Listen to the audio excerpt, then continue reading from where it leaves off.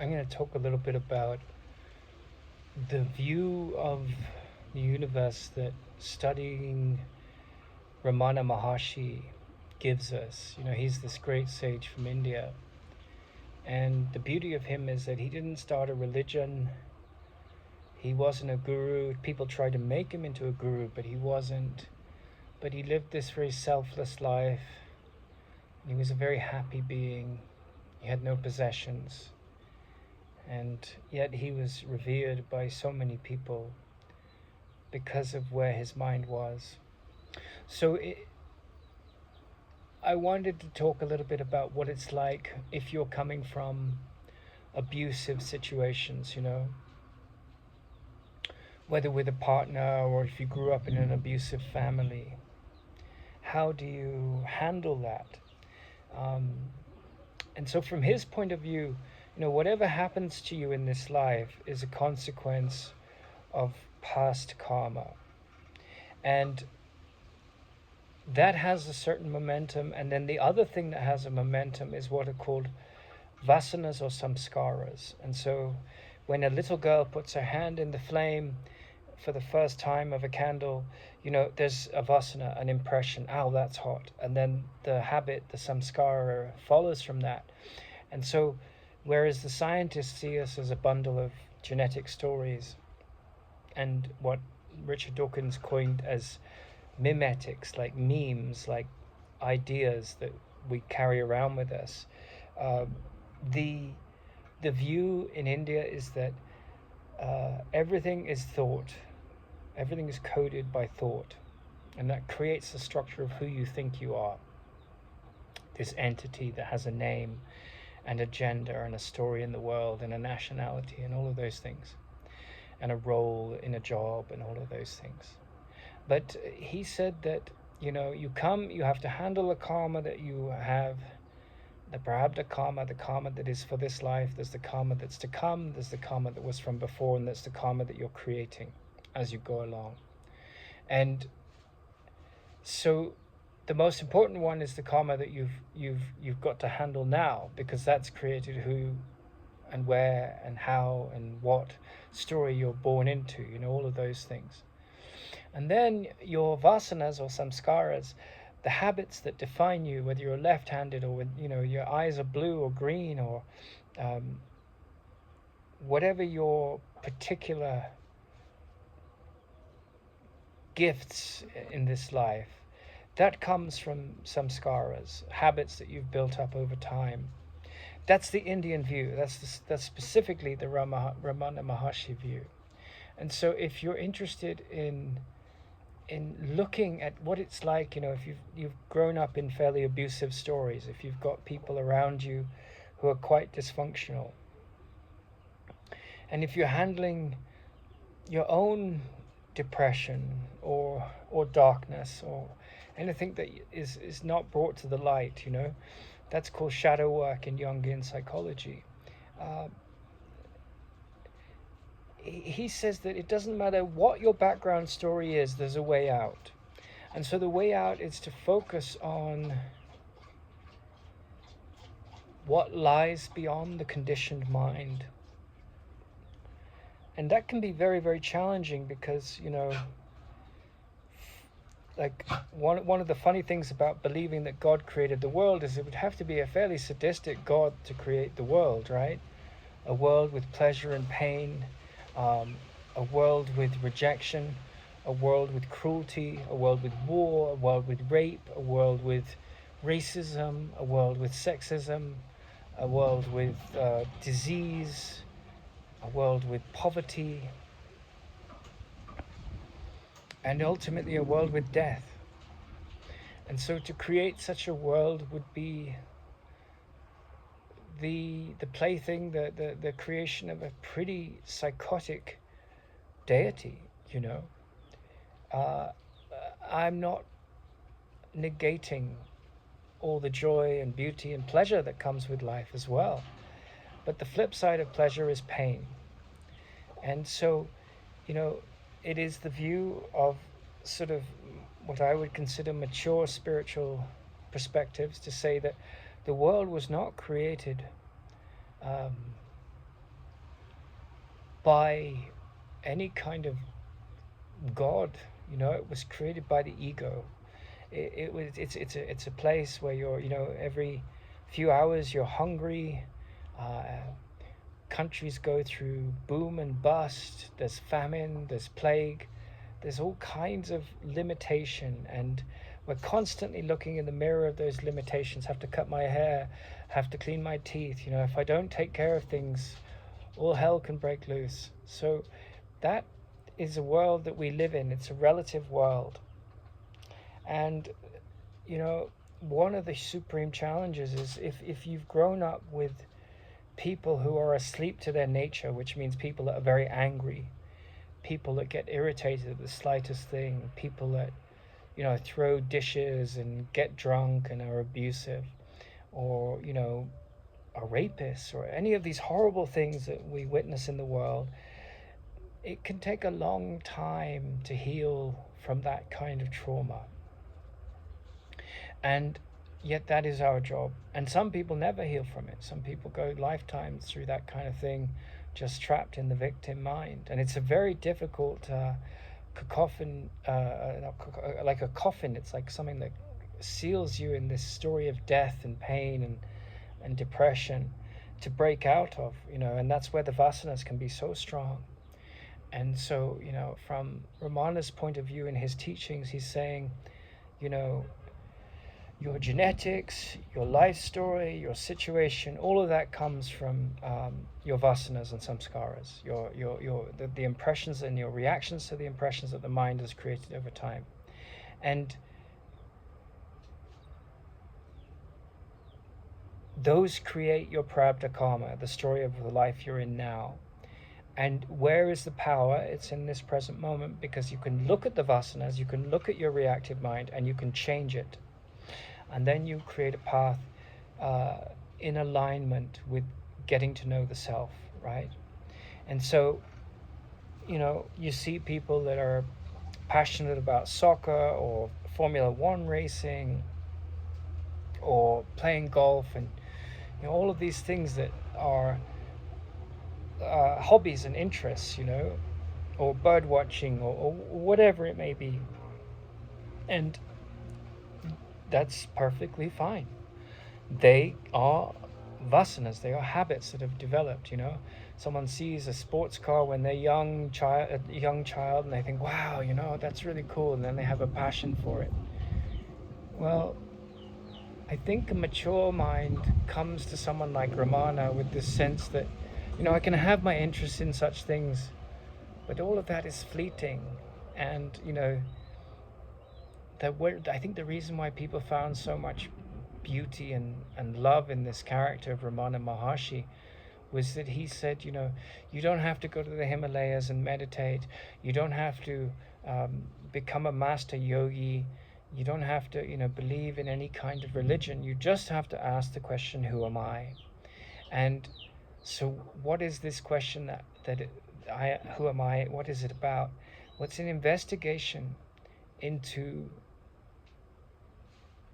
what lies beyond this character that we think we are, that accumulates all these interests and problems and karmas and pains and prejudices and opinions and experiences. What is it that is really the most important, most essential aspect of ourselves?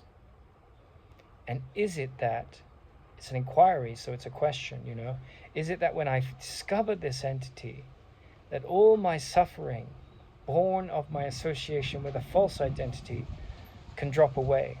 And that's why he was so beloved by so many people, because he was saying, look, you've got Hinduism and Buddhism and Christianity and the atheists and all these people, the scientists, trying to fix things with their theories.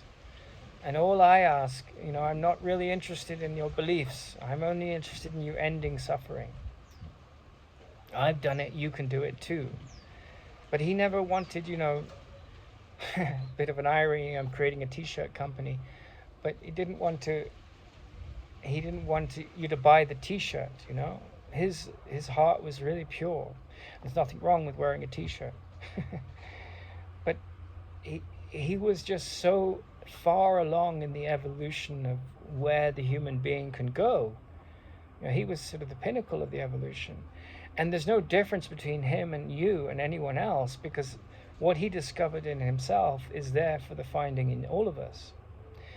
But he recognized that we get so easily distracted, we get so caught up in the turmoil of our addictions, our attractions, our distractions, our obsessions, our karma, our trauma.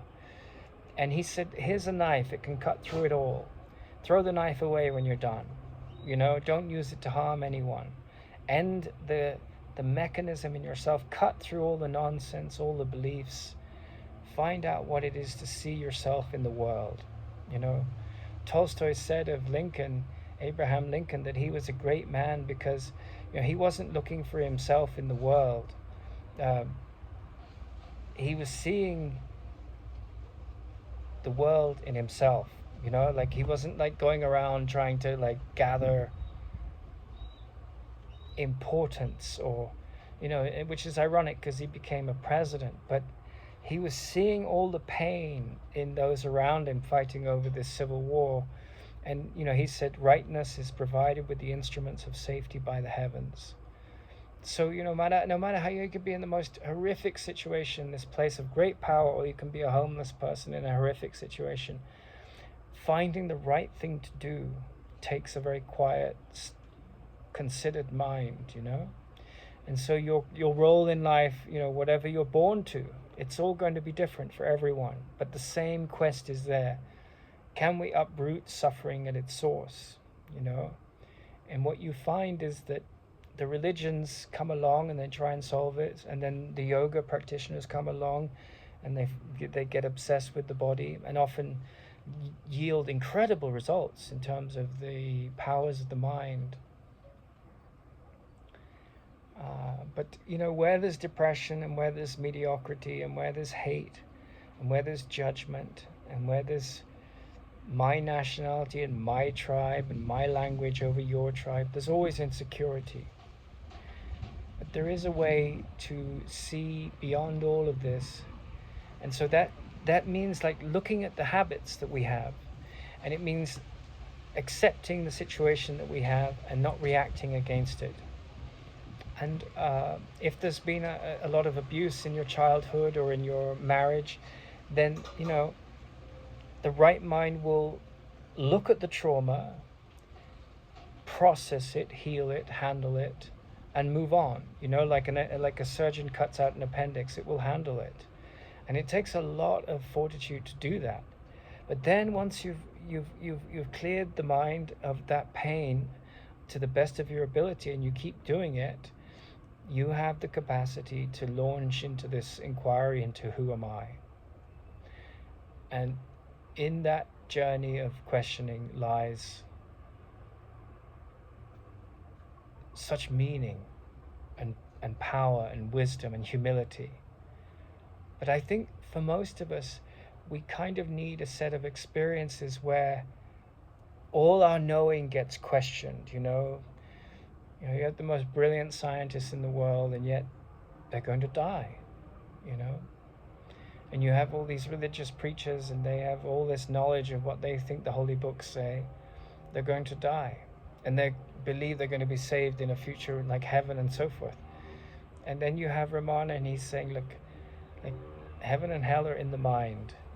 You end the illusions, you step out of the traps of the identity with your karma, and you change your vasanas, and you can liberate yourself right here and now.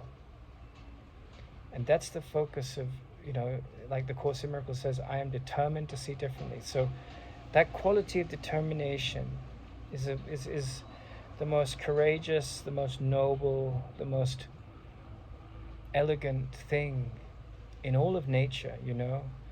You've been through pain, and you can drop the grievances and love someone. You can turn the other cheek, because that's just the history of your delusions.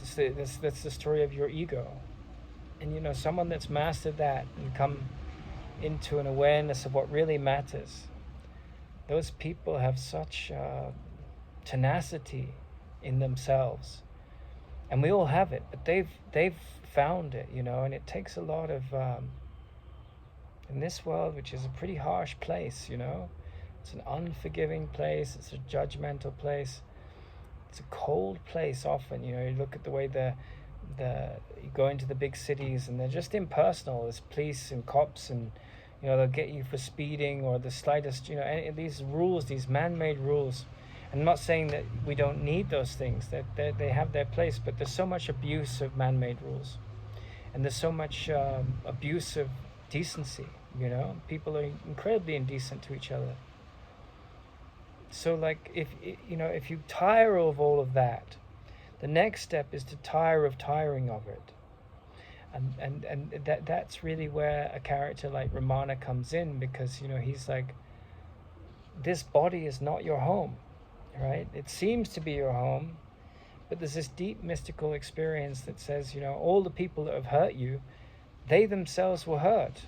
No one hurts another unless they're hurt. Hurting others, hurt people hurt others. So healing comes from healing yourself. And one person that masters that is a light to everyone they meet, whether they're aware of it or not. So a very calm, quiet, humble mind comes from encountering a character like Ramana Maharshi, who says, well, who am I? And it's his presence that speaks, you see, People try to, give him all kinds of special attention. He always said, don't do this. I don't want to be treated special. They wanted to make him into his teacher. He says, I'm not your teacher. Don't make me into your teacher. Like, if you find value in what I have to say, great. But go away and see if it makes any sense. He could have been lying, right? So he said, this is what I found is true for me. You test it out. So anyone like that, they don't have an agenda. They're not trying to persuade you of anything. They are inspired, And it's coming across a character like that changes a life. I spent a decade in India studying yoga. I studied the Course in Miracles. They're all inspiring things. But then, you have someone at the very end of the road of all that, and he's saying, yeah, the most important thing is to end the attack thoughts. The defense thoughts, this whole conglomeration of the story of the ego that is, because you only have attack and defense thoughts where there's insecurity. So ask earnestly, with all your heart, what lies beyond that. And so, you come with your history of yesterdays and pain and good and bad, and you have to drop it all. Right? And you can't always drop it all right away. Sometimes you have to carry it around until you're ready to let it go. You might need to cry it out on your own. You might need to repeat the same experience until you say, okay, I am recreating my insanity that I was educated in unconsciously as a child. And so, wisdom, love, it starts to awaken in a human being. And it's as much about what you say yes to as it is what you say no to, right? And so the decision-making faculty of the mind starts to mature, and you start to trust. And I think it's an incredibly challenging journey. I think that anyone that says it's easy, you should question what they're saying. Often they're just trying to show off. But as you go further into it, you start to see the simplicity of love, It is the exact opposite of the thought system of the ego, which is, I'm a body, it's all about me, my insecurity, my uncertainty. And as that drops away, then you get in touch with something very beautiful and peaceful. And I think that, the yoga teacher's father that I studied with in India, his name was Krishnamacharya, a very famous yoga teacher, but he said, we live in a time where becoming a monk, because of all the distractions, is almost impossible, and because of the pressures of the economic world. And yet, we have to become monks inwardly. And so he was a big believer that spiritual practice was for the average man.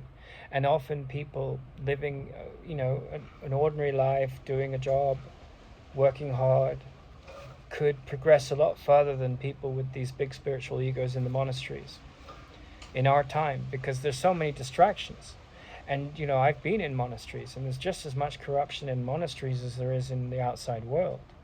Insecurity, abuse of authority, people pleasing, corruption. It goes on wherever you go. But then you come across a character like Ramana Maharshi, and